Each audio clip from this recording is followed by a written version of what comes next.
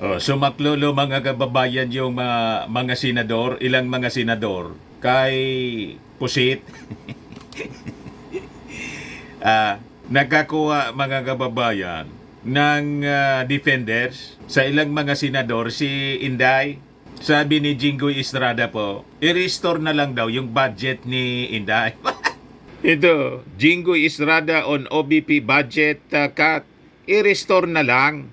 Paano i-restore yung budget ni Inday? Hindi nga niya maipaliwanag kung paano ginastos yung mga previous budget niya, lalo na yung confidential funds. Itong ilang mga senador, wala ba kayong pagpapahalaga sa pera ng bayan? Palibasa hindi ninyo pera. Kaya mga kababayan, talagang dapat itong Senado, pag nagbago tayo ng gobyerno po, dapat itong Senado talaga isara na.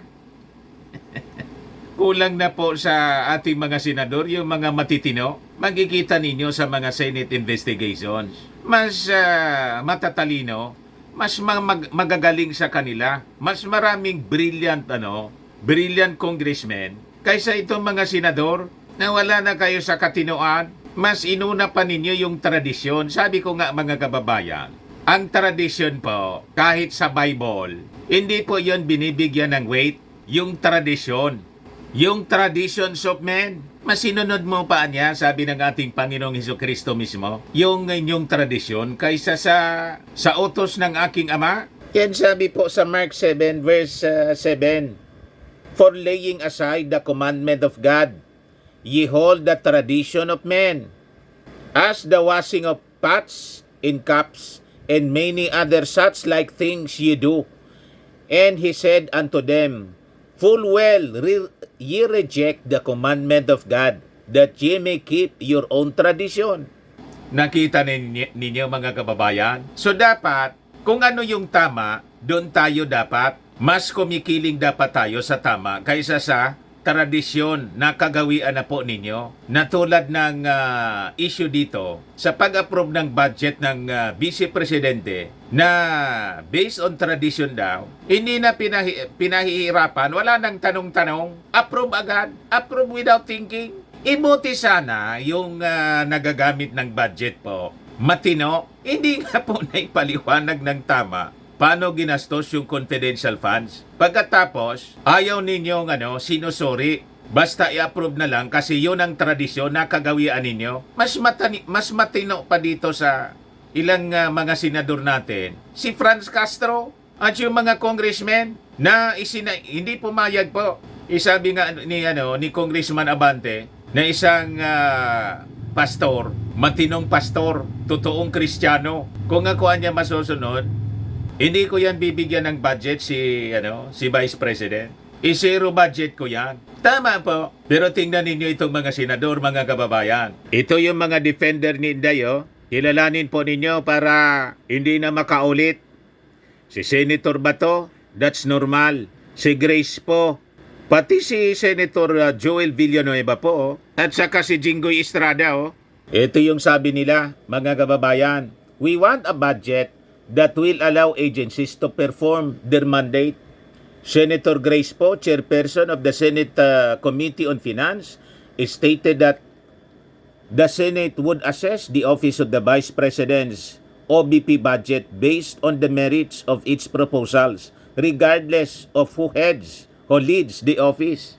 Sa kanyang statement, mga kababayan, na pinalabas noong Friday, po underscored that the Senate's goal is to approve a budget that support the effective delivery of services to the public. Hindi nga po na i-deliver ng Office of the Vice President, pati ng DepEd, nang si Inday pa, yung DepEd Secretary, na binigyan siya ng gusto niyang budget. Bilyon-bilyon na budget po, binigay sa kanya. But despite that, hindi niya na i-deliver yung dapat na serbisyo na dapat niyang ibinigay sa ating mga mamamayang Filipino. Tapos bibigyan mo ng nire-request niyang budget, hindi nga nagamit sa tama. Kaya tama yung recommendations ng ating mga congressmen. Tapyasan yung budget ni Inday. Yung mga duplication na serbisyo ng Office of the Vice President, ibalik na lang po sa mga concerned agencies tulad ng DOLE, ng DOH at saka ng DSWD. Kasi yung DSWD, they have their they have their structure at klarado na yung mga guidelines po sa pagre-release ng pondo. So masisiguro po na maayos yung delivery ng mga services na duplication lang po. Kinuha lang ng Office of the Vice President para magamit niya sa politika. Napakalinaw. Anong sinasabi niyong effective delivery of services ng Office of the Vice President na hindi nga siya naging effective?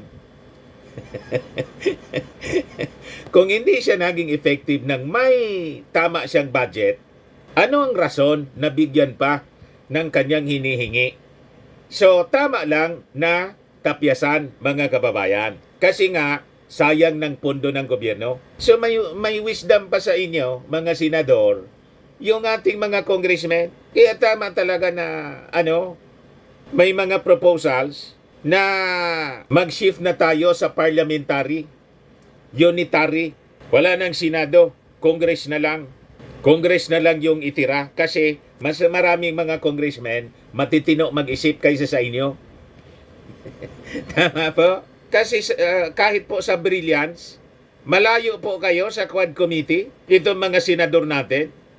Lumalabas, mga amateur kayo ang dating ninyo, pati sa questioning po. Yan mga reactions ng mga mamamayang Pilipino. Mas maraming magagaling tayo na mga congressmen kaysa sa mga senador. Makikita ninyo po sa Senate investigation, lalo na po kung si Bato yung nagtatanong.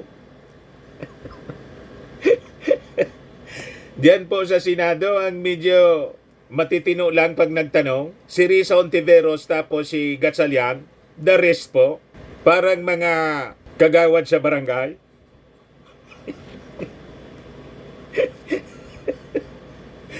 Walang training po sa parliamentary procedures. Malayong malayo po sa mga congressmen tulad ni Congresswoman Luistro.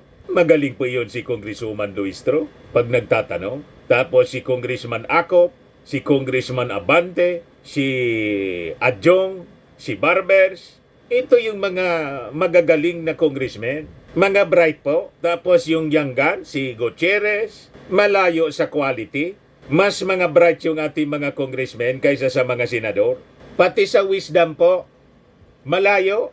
Sayang pasweldo sa inyo, mga senador. Imagine, bibigyan ninyo ng dating budget si Inday. Hindi nga niya nagamit ng maayos yung dati niyang budget. So sabi dito, during a press conference on Wednesday, September 11, Senator Bato de la Rosa, a known ally of Vice President Sara Duterte, emphasized the importance of respecting the long-standing tradition of granting the OVP and the Office of the President a smoother budget approval process without excessive scrutiny.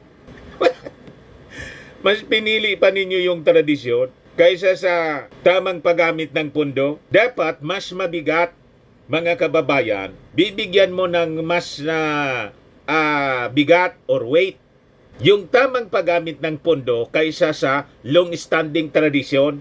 Nakita mo ng mali, tapos pagtatakpan mo yung mali kasi may tradisyon tayo na dapat hindi na ini-scrutinize po respeto sa Office of the Vice President. Yung Vice Presidente nga, walang pagrespeto sa co-equal branches ng gobyerno. Yung Kongreso, masyado siyang dominante, walang modo.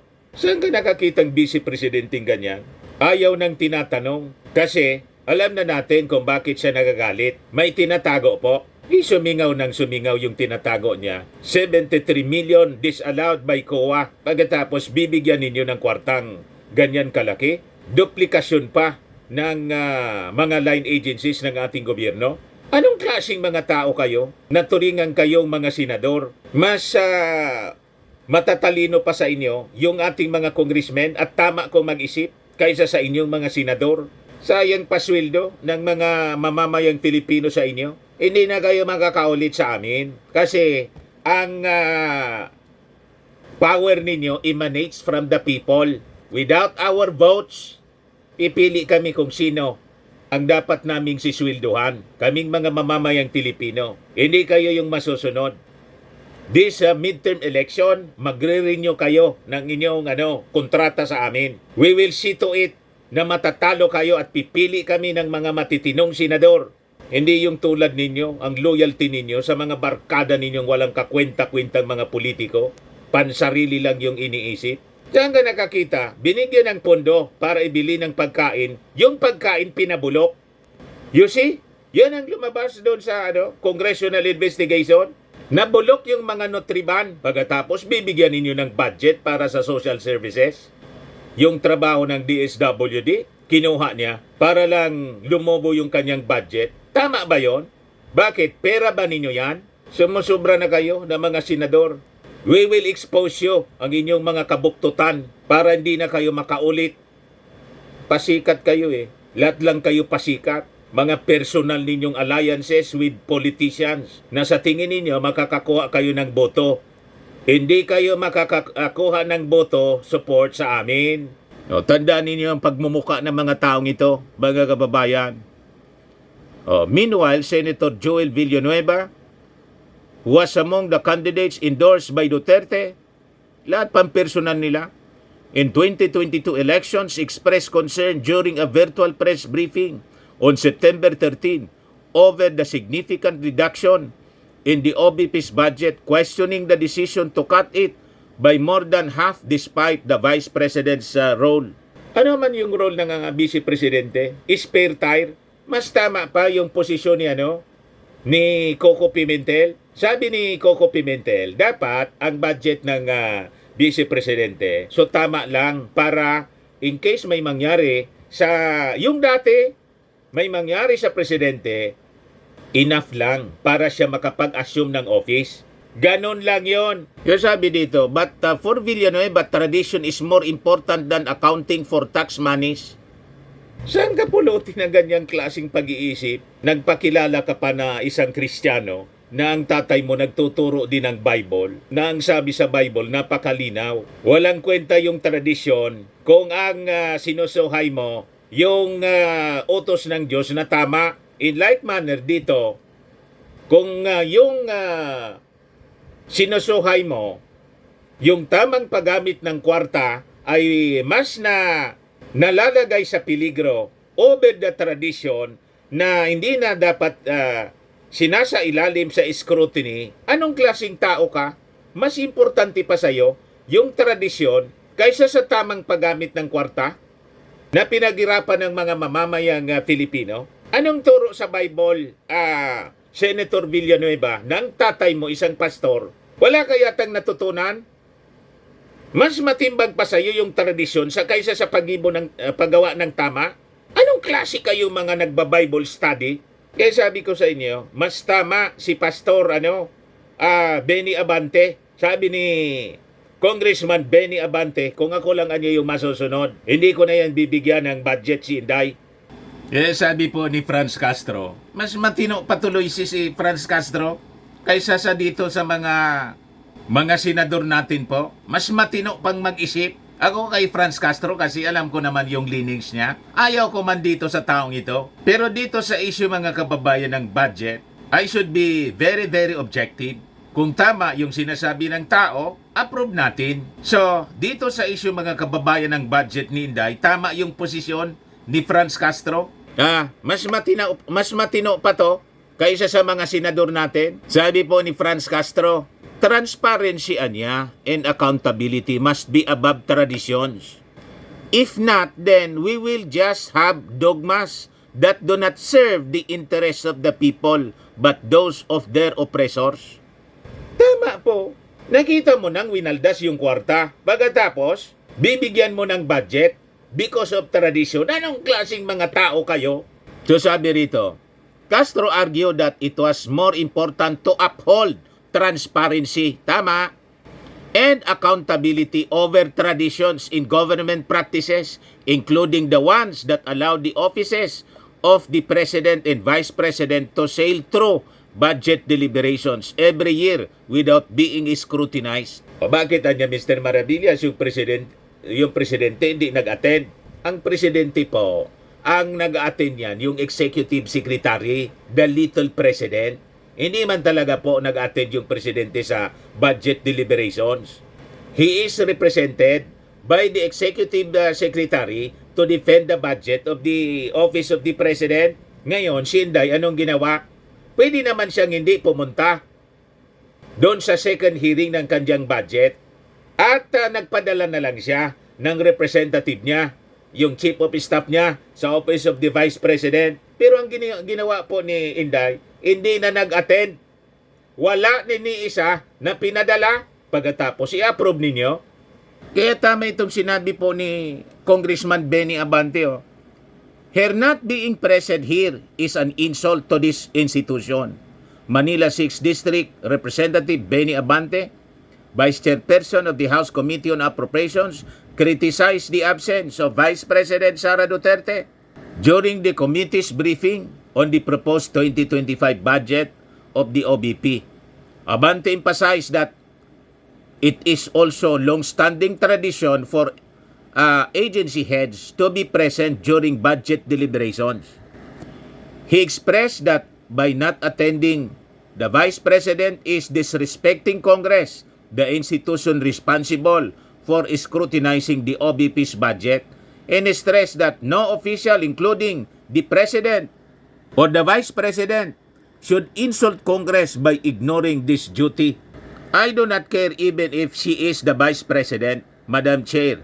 I will not allow that Congress will be insulted by the head of any agency. Yung argumento ng iba, bakit niya dinidikdik yung Office of the Vice President? Totally, wala pong pinadala si Inday. Ni isa, inisnab niya talaga. Kung ayaw niyang matanong, at least nagpadala siya ng representative niya na pwedeng matanong. Yung Office of the President, kung wala yung Pangulo, kasi hindi man talaga nag-attend yung Pangulo, it is the Executive Secretary, the little President, siya ang nagdi-defend ng budget. At kung bakit mabilis yung pag-approve ng budget ng Office of the President, kasi wala man pong nakita yung mga congressmen na winaldas na kwarta. Tama po? Dito po sa Office of the Vice President, maraming nasilip na hindi kaya-aya yung mga congressmen. Yung nirarason nila, bakit anya noon? Noon kasi wala pa sa winawaldas, ngayon mayroon na. Tama po? Tama po itong sinabi ni Castro, ni Franz Castro. Mas matino pa siya. Sabi ni Franz Castro, there is no law anya that requires legislative traditions be prioritized over public accountability. But the Constitution mandates the accountability of public officers in the 18 sections of Article 11.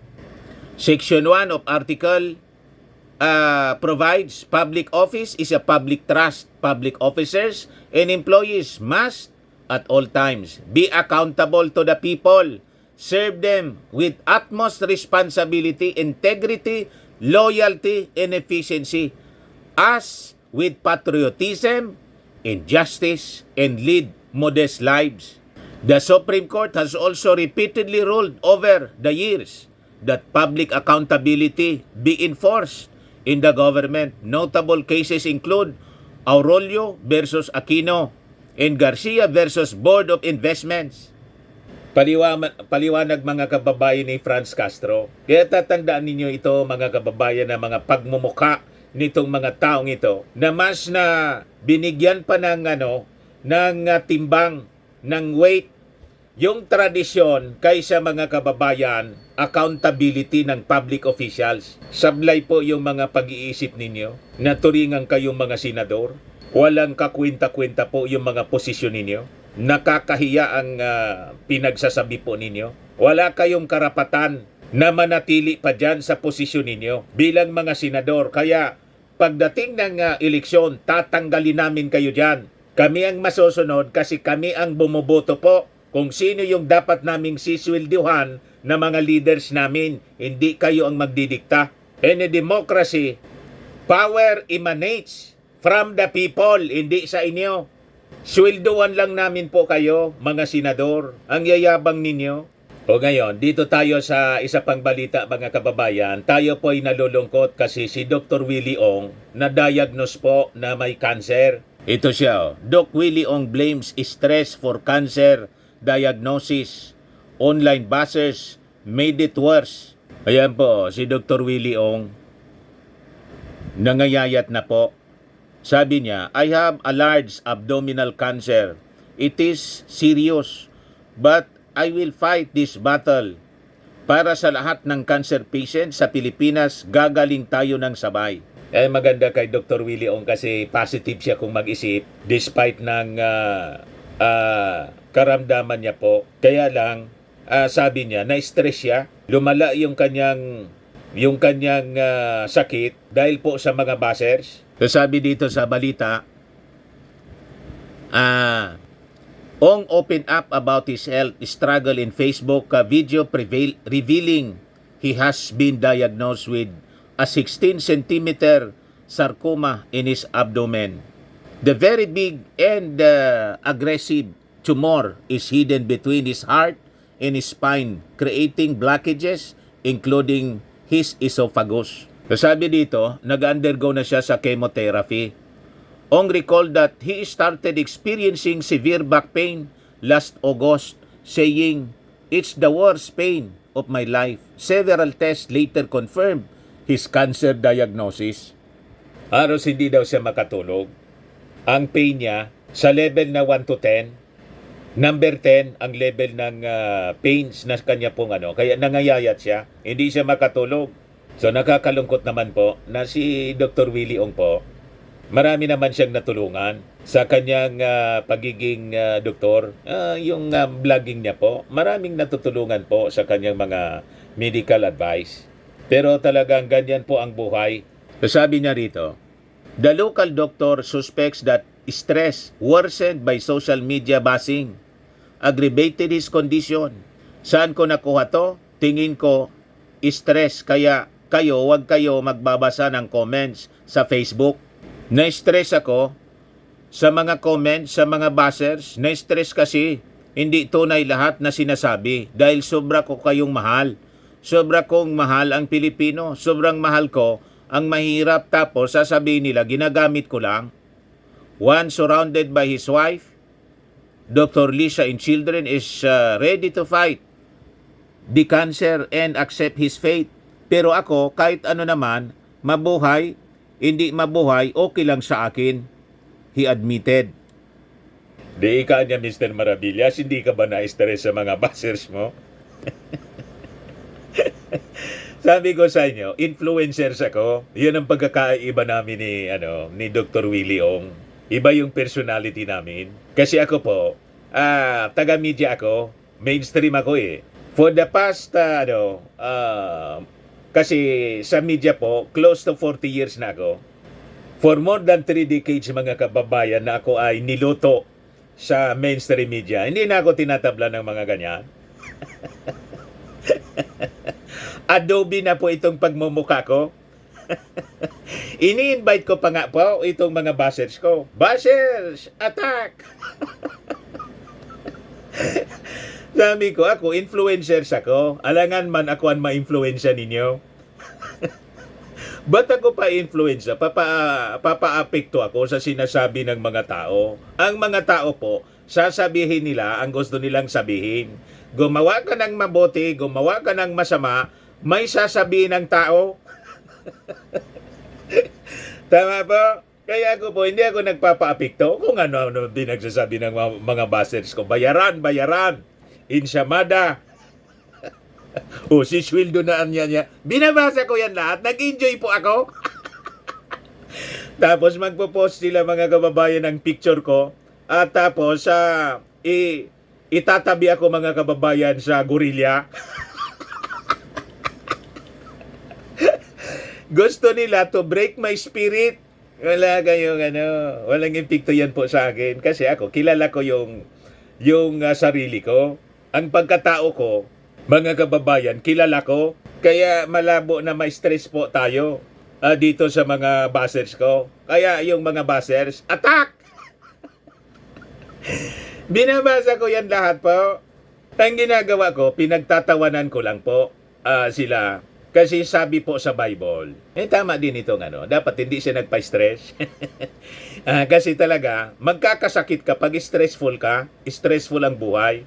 Sabi po sa old saying, laughter is the best medicine. Lagi lang masaya. Biblical siya po. Proverbs 17:22, sabi ni King Solomon, a cheerful heart is good medicine, but a crushed spirit dries up the bones.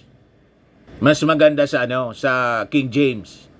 Asa na yung King James? A merry heart doeth good like a medicine. Pag masaya lagi, mga kababayan, gamot daw siya sa ating buhay. But a broken spirit dries the bones.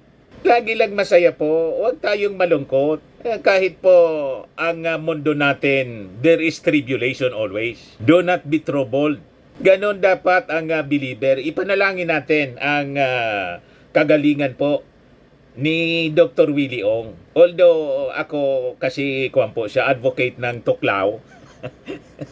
hindi kami magkasundo sa kanyang belief. Ipanalangin natin una yung salvation ng kanyang kaluluwa. 'Di ba?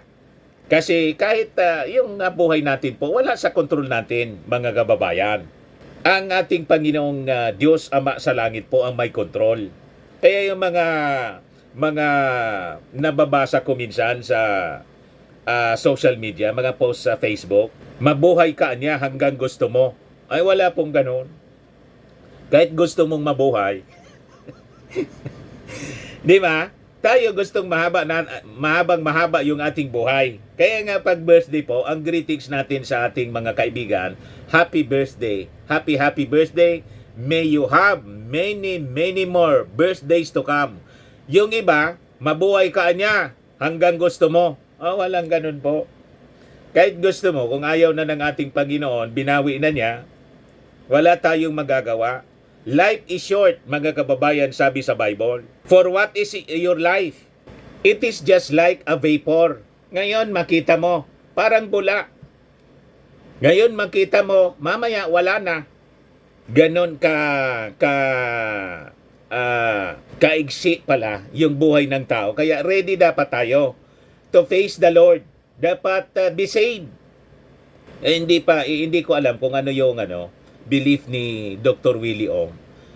I pray na sana matagpuan niya, masumpungan niya yung kaligtasan galing sa ating Panginoong Hesukristo. Masharean siya ng word of God. I-surrender niya yung kanyang sarili sa ating Panginoong Hesukristo para po siya maligtas yung kanyang kaluluwa. Total surrender, mga kababayan. Kasi napakaiksi ng buhay natin. At wala yon sa ating kontrol yan, James chapter 4 verse 14. Whereas ye know not what shall be on the morrow. Hindi natin alam ang bukas. Baka bukas wala na tayo. 'Di ba? What is your life? Sabi diyan. For ye are a vapor that appears for a little time and then vanishes away. Mali yung mga nababasa ko po sa Facebook. Mabuhay ka niya hanggang gusto mo. Walang ganun po. Ang may kontrol ng buhay natin, yung ating Panginoon. May mga kilala po akong tao. Wala man alam na may tawag dito, may history ng sakit.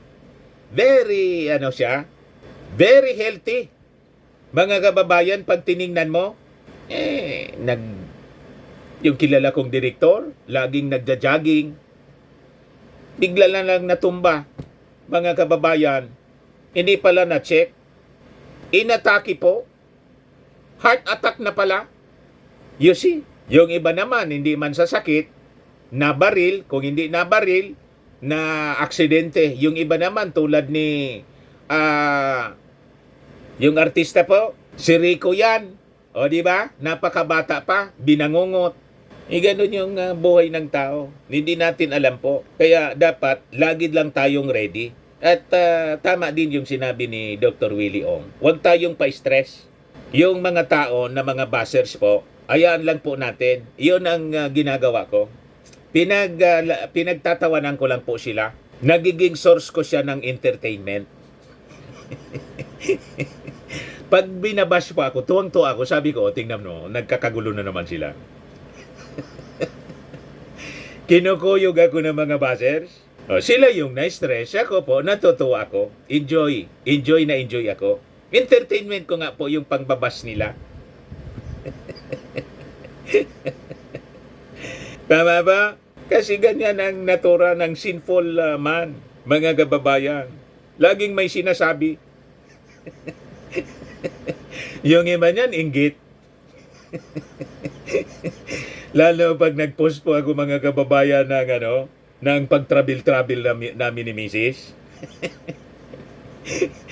Lalong nanggagalaiti yung mga nausog. Galit na galit sa akin. Natutuwa naman ako doon sa mga sumasagot na mga supporters ko. Inggit lang anya kayo kasi kay Mr. Maravillas kasi gumanda yung buhay. Bayaran, bayaran, bayaran. Bayaran daw ako ng ating Pangulong Bongbong Marcos. O di wow. Di ba? Itanong ninyo. May nakita kayong payroll ko? Kung naka-payroll ba ako sa Presidential Communications Office, sa Palasyo Malacanang, o kung hindi kay Lisa Marcos? Si Lisa Marcos, malamang nanonood sa mga videos ko. Yung ating Pangulo, ganun din. Si Mrs. Imelda Romualdez Marcos ang nakadiscovery sa akin. Kaya ako po, in-invite ng ganyang personal assistant para sa isang salo-salo. Doon nagsimula. Pero before pa niyan, lagi na pong sumusuporta ako sa ginagawa ng mga Marcos kasi maganda naman po yung kanilang programa. Yung tatay ni Pangulong Bongbong Marcos, maganda kaysa sa mga sumunod na administration. Malayo po yung mga dilawan. Unparalleled mga kababayan, yung serbisyo na ginagawa ng mga Marcoses. Kung ikukumpara mo siya sa mga naging leader natin, that includes itong si Maudigs. Yan ang katotohanan. Kaya galit na galit sila. O diba? Ako naman, basta't maganda yung ginagawa, we have to support our leaders. Ganun po. And we pray for the success ng ating mga leaders sa pamumuno ng ating bansa. Kasi nga po, we belong to one ship. Pag hindi nagtagumpay yung ating Pangulo, damay po lahat. Tayo lahat damay. Kaya ang dapat na ginagawa ng isang totoong mananampalataya, pray for our leaders. Success ng ating mga leaders. Iba kita niya si Inday. Binoto ko po si Inday, kaya lang hindi man tumitino sa kanyang serbisyo. Pero po ako, ayoko naman na hindi ako nag-wish ng masama kay Inday. Hindi tulad ng itong mga supporters ni Inday na laging nag-wish ng masama sa ating Pangulong Bongbong at sa First Family. Natapilok lang po yung First Family. First Family. Natapilok lang si Lisa Marcos po doon sa Ilocos. Tuwang-tuwa na po yung mga nausog. Hindi nila alam, pag nag-wish ka ng masama sa kapwa, pag narinig yan ng ating Panginoon, baka ikaw yung samain. Di ba? Masama po ang mag-wish ng masama sa kapwa, even to your enemies. Alam ba ninyong ganun? So anyway, yun po mga kababayan. Mga bashers? Bashers, attack! Walang epekto po yan sa atin, mga pambabas. Sa mga naghanap ng malinis and spacious fitness gym, pumunta lang po kayo sa aming Colossal Fitness Gym. We also offer Grab Car Rental with our brand new 2023 model ng Toyota Innova. We also accept booking for those who are planning to travel via PAL, Cebu Pacific, and other airline companies, local and international, and bills payment for Meralco Bills, PLDT, Aleco Bills, etc. Ang Colossal Fitness Gym is located at 3rd floor Security Bank Building, Landco Business Park, Legazpi City, Albay. For inquiries, look for Chilon Maravillas. Contact number 0966-802-0949. Yan yung aming Innova. Lagi na pong matao sa amin. Pati mga foreigners po, tingnan ninyo, mga British tourist sila. Ang lalaki ng katawan na, mga kababayan, nag-gym sa amin. Ito naman po, Indian National. Ito mga mga European sila. Ito naman yung bago naming product na binibenta online, Eye Glow Serum. Whitening po siya galing sa South Korea. Tingnan ninyo yung epekto sa aking anak na architect entrepreneur, Riz Maravillas. For inquiries, look for Riz Maravillas on FB. Ito naman po, Firmax Framing and Lifting Cream. Pinapahid po ito sa mga pulses and affected area. Mainam po ito sa mga pains at paninigas na mga kasukasuan. Ito po, Automax Radiant Serum. Sa mukha naman yung application. Anti-aging po siya. You will look 10 years younger than your age. Sa mga cancer patients naman po, baka lang gusto ninyo itong itry. Nengxia Red Mixed Fruit Drink. Hindi man po siya gamot, food supplement siya. Kaya lang, gawa siya mga kababayan sa goji berry. Yung goji berry may anti-cancer properties. Yung mga inquiries ninyo, dumiretso na lang kayo sa aming messages sa Facebook para masagot namin agad. Ayos po. Ako po si Dante Maravillas. Bye-bye. God bless.